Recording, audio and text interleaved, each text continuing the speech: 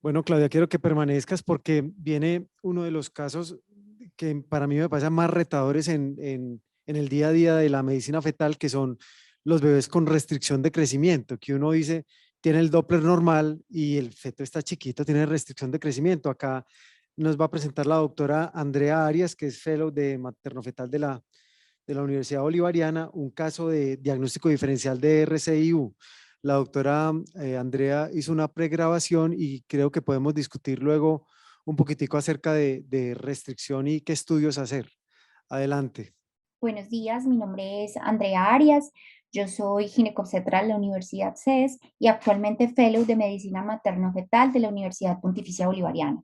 El día de hoy traigo un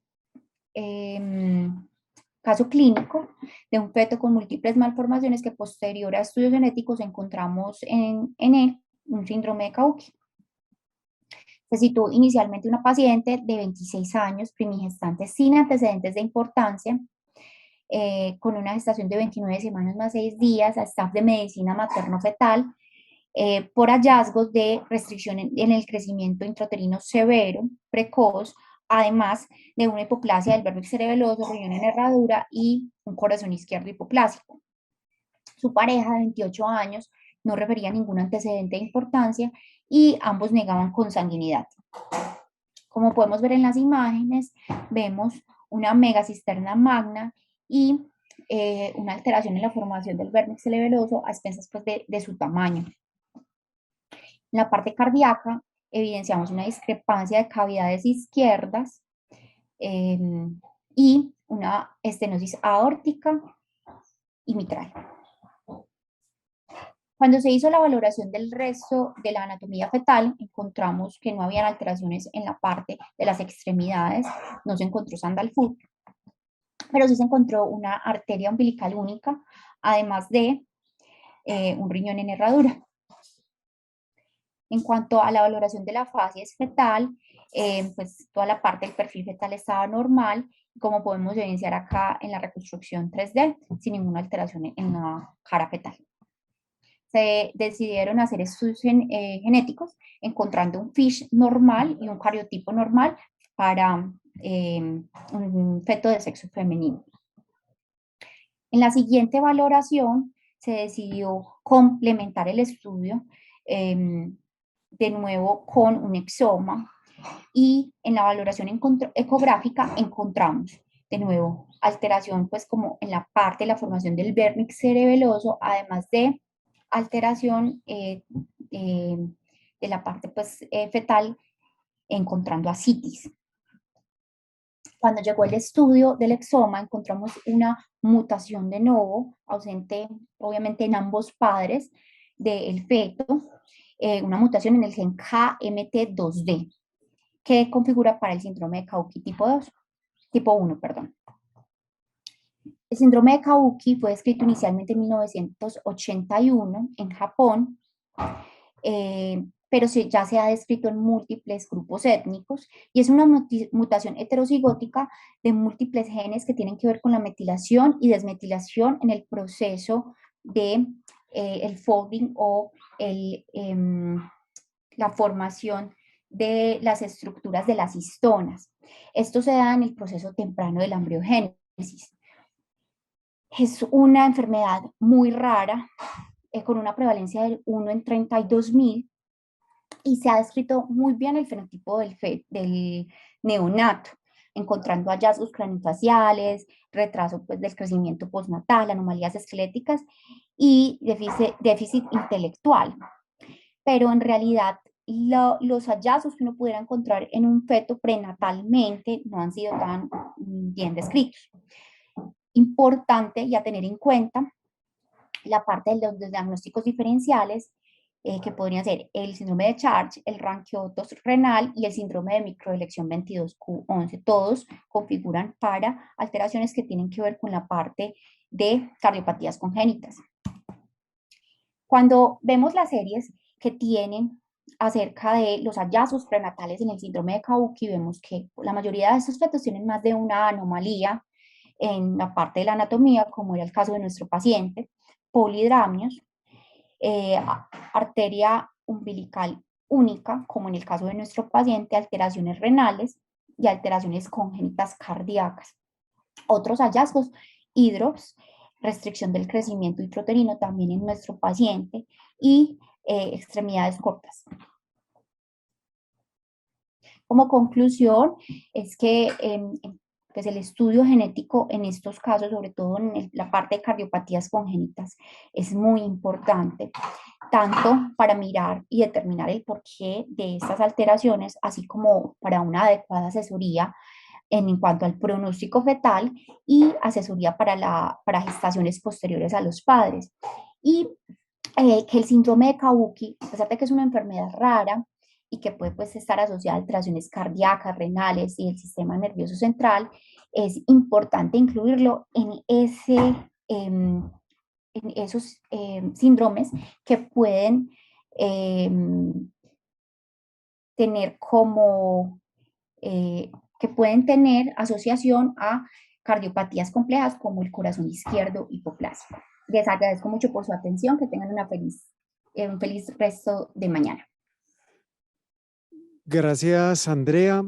Nosotros era la primera vez que veíamos un kabuki, también es porque recientemente apenas estamos haciendo exomas, no nos llevamos mucho tiempo y realmente estas son enfermedades raras, pero que probablemente simplemente por los hallazgos hubiera sido muy difícil haber llegado a un diagnóstico etiológico como tal.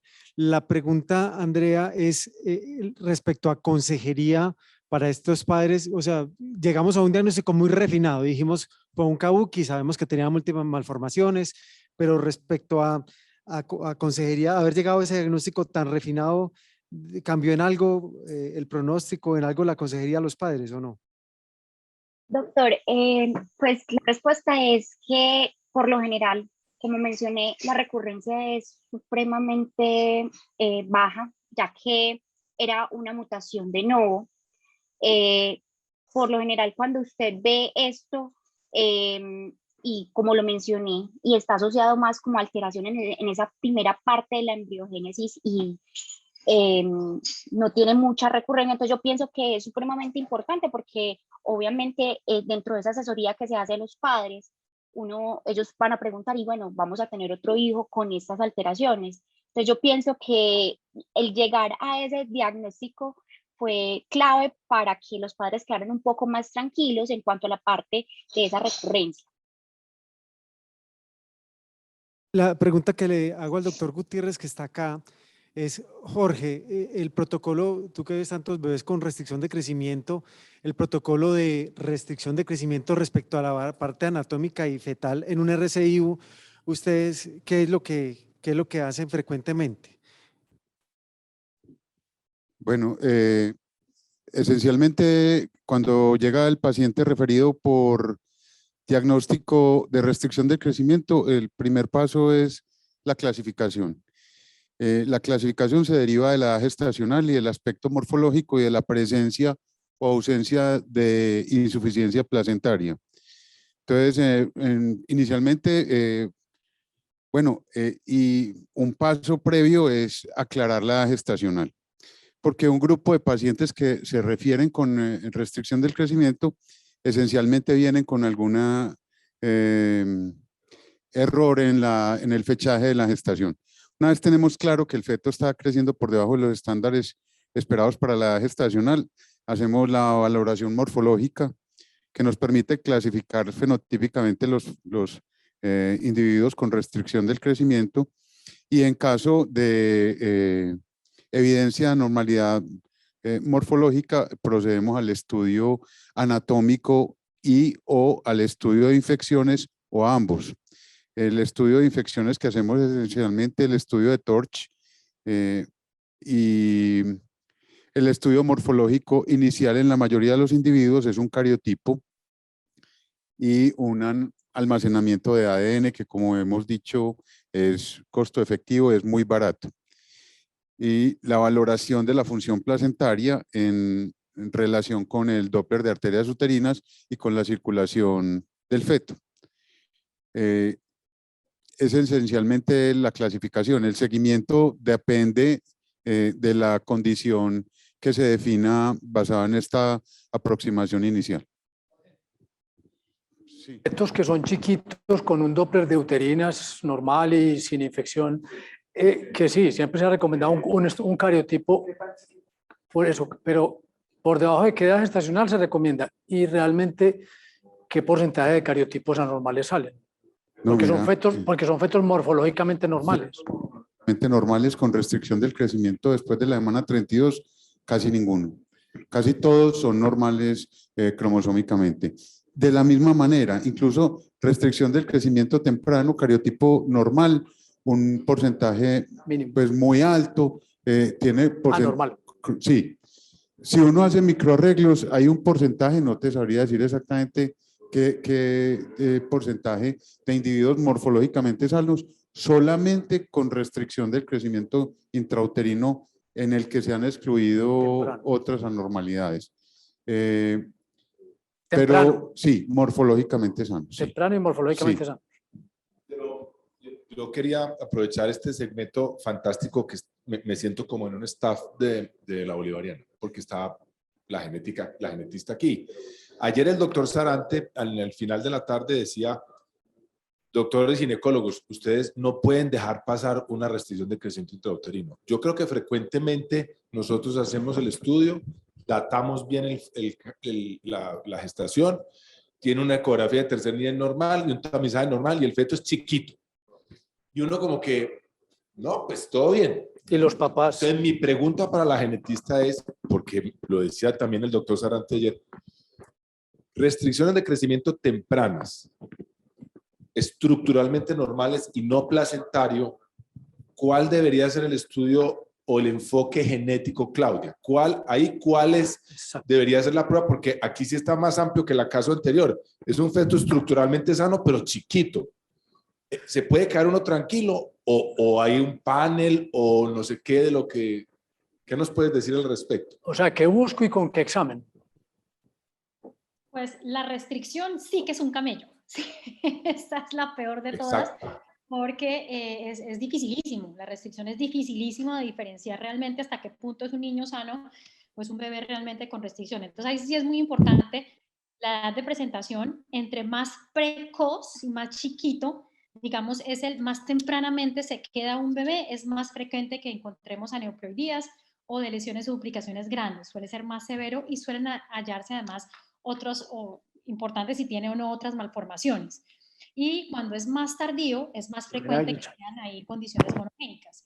Entonces, yo creía que, por ejemplo, para la tasa de detección de microarreglos en la restricción es muy bajita, es apenas del 2-3%. Entonces, la tasa de diagnóstico tampoco es buena para el microarreglo y por eso yo creería que en una restricción intrauterina que empieza tempranamente, que se mantiene y aumenta, digamos, durante el embarazo, donde vemos que no hay factores placentarios, yo creería que en ese caso sí se benefician de exoma con análisis de CNVs de una vez y matamos los dos pájaros de un tiro, por ejemplo. Ahí sí en la restricción, porque es supremamente inespecífica como fenotipo. ¿El exoma? Sí, y entonces yo creo que acá viene la importancia del seguimiento. A veces prenatalmente no lo llegamos, pero el niño nace con restricción de crecimiento y uno a veces con desconsuelo ve que dice, ah, sí, nació de 2200, madre canguro, y la paciente la mandan para la casa. Yo quisiera oír la opinión de la neuróloga pediatra, la doctora Sara Lanao, que trabaja con nosotros, para que nos comente cuál es el protocolo de seguimiento de estos niños con restricción respecto a seguimiento de neurodesarrollo.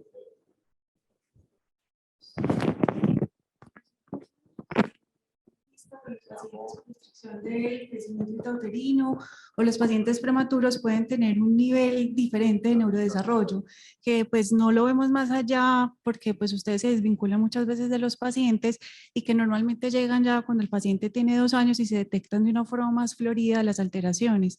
Entonces, México es sobre todo pionero en el seguimiento de este neurodesarrollo de los pacientes, incluso van hasta los 7 años, y nosotros aquí en Colombia en los últimos años les hemos hecho un protocolo desde el nacimiento, unas 4 veces al año y más o menos unas 2 o 3 veces adicionales dependiendo de los hallazgos hasta los 2 años.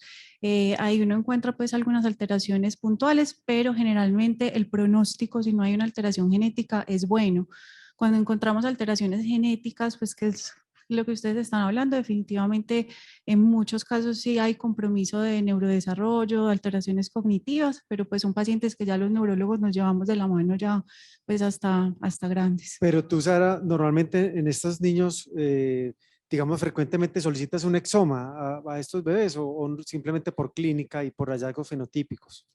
Esos protocolos son variables, incluso hay europeos, hay americanos y obviamente dependiendo de los recursos con los que uno cuente en el ambiente. Inicialmente no, pues o sea, si es un niño que tiene un buen neurodesarrollo, que uno ve que va bien, va para la edad corregida o un poquito atrasado pues acorde, uno empieza el protocolo de estimulación, de seguimiento inicial. Actualmente las guías americanas dicen que si uno encuentra un retraso del neurodesarrollo temprano, sí se debería estudiar no con un exoma, pero de pronto un perfil metabólico, una resonancia, y si no encuentro una causa clara, pues ya abarcar en un orden determinado genética, no irse directamente al exoma, ¿cierto?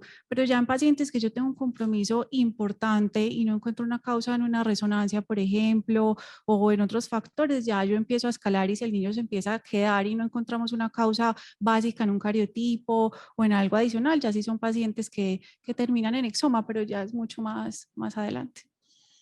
Vamos a incurrir en el punto en el que no hay pacientes sanos, sino mal estudiados. Pues a mí me parece importante tener en cuenta que más o menos la incidencia de restricción del crecimiento se sitúa entre el 8 y el 15% de los pacientes. La recomendación es esencialmente trabajar en lo posible con clínicas de restricción de crecimiento o en su defecto con clínicas de medicina materno-fetal, donde un paso previo al protocolo de seguimiento sea una valoración pues global del individuo para optimizar los recursos.